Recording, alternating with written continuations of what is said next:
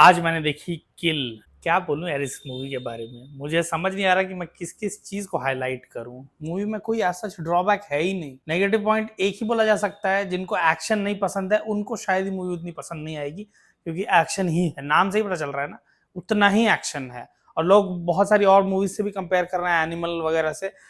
Animal में तो बहुत कम एक्शन सीक्वेंसेस थे अगर उस तरीके से देखा जाए तो। यहाँ सिर्फ एक्शन ही है। रन टाइम शायद 100 मिनट्स का है, 1 आवर 40 मिनट्स ऐसे ही कुछ है, जिसमें से शुरुआती 10 मिनट में they take their time to set up the plot. 10 minute भी क्या टाइम है, 10 मिनट ऐसे ही बीत जाते हैं। वहां पे भी एक एडिट बड़ा अच्छा है, वो शुरू के 10 मिनट बहुत फास्ट निकलते हैं।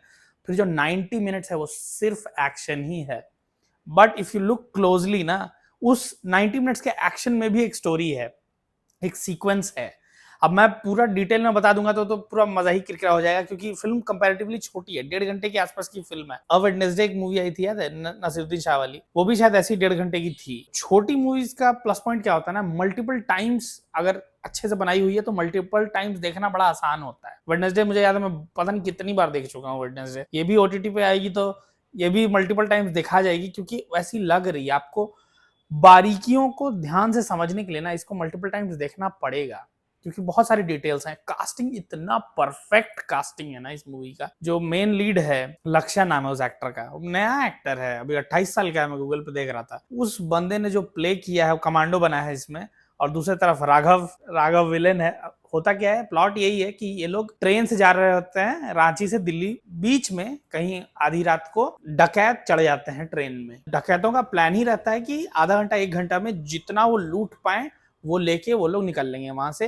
And they are strictly here for business. वो उनको जो चाहिए, जो लूटना है सो लूटना है, बीच में जो आएगा उसका काम तमाम। तो ये लोग लूटना शुरू कर देते हैं। पर राघव ने इतना अच्छा किया है ना। राघव हमेशा से, राघव को हम लोग देखे हैं एज क्रॉक्रोच, मतलब वो जो स्लो मोशन जो करता है वो, या फिर जो किसी रियलिटी शो में एज अ होस्ट कॉमेडी कर रहा है। राघव का यहाँ इतना इंटरेस्टिंग कैरेक्टर है कि राघव से आपको नफरत भी हो जाएगी, बहुत घटिया आदमी है। और एट द सेम टाइम जो एक्सेंट जिस तरीके का है ना उसके कैरेक्टर का, वो इतना हिलेरियस है कि हंसी भी आ रही है उसकी बात सुन के। Just like somewhat similar to Munna Bhaiya in Mirzapur, कि आपको गुस्सा भी है उस पर, लेकिन फिर थोड़ा उसकी बातों में मजा भी आ रहा है। वैसा कैरेक्टर राघव ने प्ले किया है यहाँ पे। लक्ष्य और राघव दोनों अपने अपने कैरेक्टर में ऐसा घुसे हैं ना इस फिल्म में, कि इस फिल्म के बाद मैं आके यूट्यूब पे इन लोग का इंटरव्यू देख रहा था किल मूवी के बारे में, जहाँ कुछ बिहाइंड द सीन कुछ एक्सपीरियंस लोग बताएं। लक्ष्य ने बोला कि इन लोगों ने 9 महीने रिगरस ट्रेनिंग की थी इस पूरे फाइट सीक्वेंस के लिए। प्रैक्टिस किया था 9 महीने तक, जिसमें बीच में कोई चीट मील नहीं, कुछ नहीं। तब जाके इस लेवल का कुछ क्रिएट हो पाया है। और इसका बज कितना ज्यादा है ये तो इसी बात से समझ में आ रहा है। हॉलीवुड में इसके रीमेक राइट्स बिक रहे हैं। हॉलीवुड बना रहा है रीमेक किल का। और वो भी कौन सा प्रोडक्शन, जॉन विक फ्रेंचाइज जिस प्रोडक्शन का है, लायंस गेट प्रोडक्शन हाउस ने रीमेक राइट्स लिए हैं किल के। It's a big news bro. मैंने इन लोगों का इंटरव्यू देखना शुरू किया, और यार दोनों ना बैठ के बात कर रहे हैं इंटरव्यू में। लिटरली मुझे देख के लग रहा है कि ये दोनों ना अभी कोई कैरेक्टर प्ले कर रहे हैं, कि सोफिस्टिकेटेड बैठ के बात करना है उस टाइप का कैरेक्टर प्ले कर रहे हैं। नहीं तो मूवी में इन लोगों ने जैसे किया, लग रहा है ये दोनों ऐसे ही हैं। I think this is peak of acting, कि आप वो बन ही गए हो, ऑलमोस्ट क्या पूरा ही बन गए हो। वो तो वहां देखते देखते पता होता है कि सच नहीं है, लेकिन बाप रे बाप क्या परफेक्शन है। राघव के फादर का रोल किया है आशीष विद्यार्थी ने।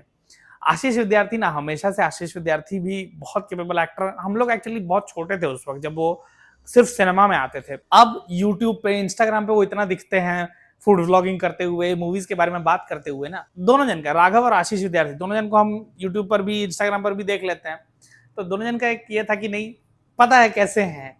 पर जैसे मूवी प्रोग्रेस करती है ना, दोनों जन आपको भुला देंगे कि आप इनको यूट्यूब पर भी देखते हो मस्ती मजाक करते हुए। आशीष विद्यार्थी का कैरेक्टर है, उसको सिर्फ जो काम वो करने आया है वो करके उसको निकलना है। लेकिन अब राघव है, जवान है, उसको अपनी मस्ती भी चाहिए। एक तो अपने पापा की बात भी नहीं सुनता है। उन दोनों के बीच में भी एक झमेला इसीलिए बना रहता है बाप बेटों में।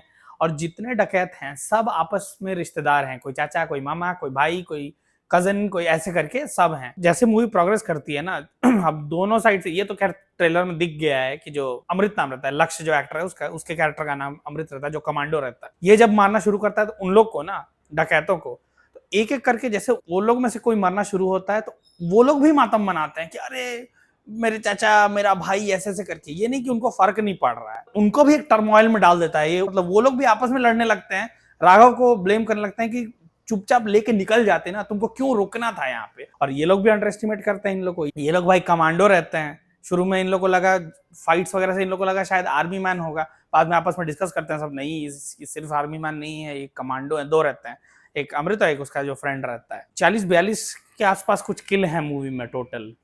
हर एक किल अलग तरीके से किया हुआ है दैन द प्रीवियस वन।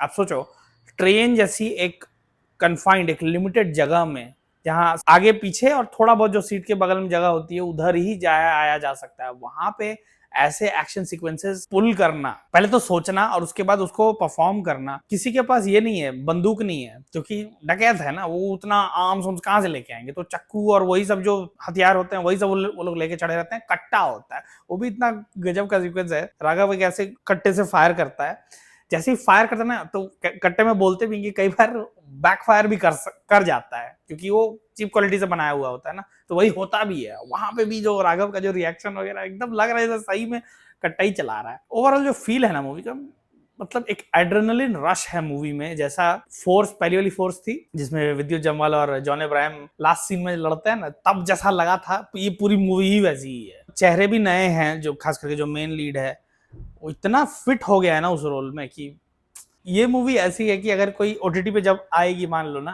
तो आप अगर रात को एकदम नींद आ रही है ना, उसमें भी अगर ये मूवी अपने फोन पे खोल लिए ना, तो आपकी नींद भाग जाएगी, छोड़ ही नहीं सकते। इसका मतलब मूवी को इस तरीके से बनाया हुआ है ना कि आप एक सेकंड के लिए भी आपको नहीं लगेगा कि बोरिंग लग रही है। बाप रे बाप, खाली बैक टू बैक कुछ ना कुछ हो ही रहा है। उसमें भी एक स्टोरी है। बहुत लोग कह रहे हैं सिर्फ एक्शन है, मुझे नहीं लगा, उसके अंदर भी एक स्टोरी मुझे लगी। शुरू में ये कमांडो जिस तरीके से मारता है, बाद में जिस तरीके से मारता है, दोनों में बहुत फर्क था।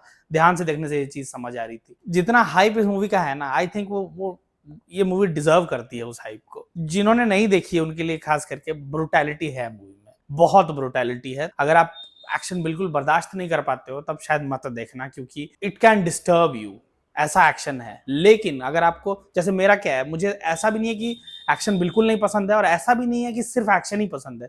मेरे लिए अगर एक स्टोरी का पार्ट है ना action, then I love it. वो चीज है यहाँ पे, स्टोरी भी एक है और उससे रिलेटेड फाइट सीक्वेंसेस हैं, एक्शन है, तो आई लव्ड इट।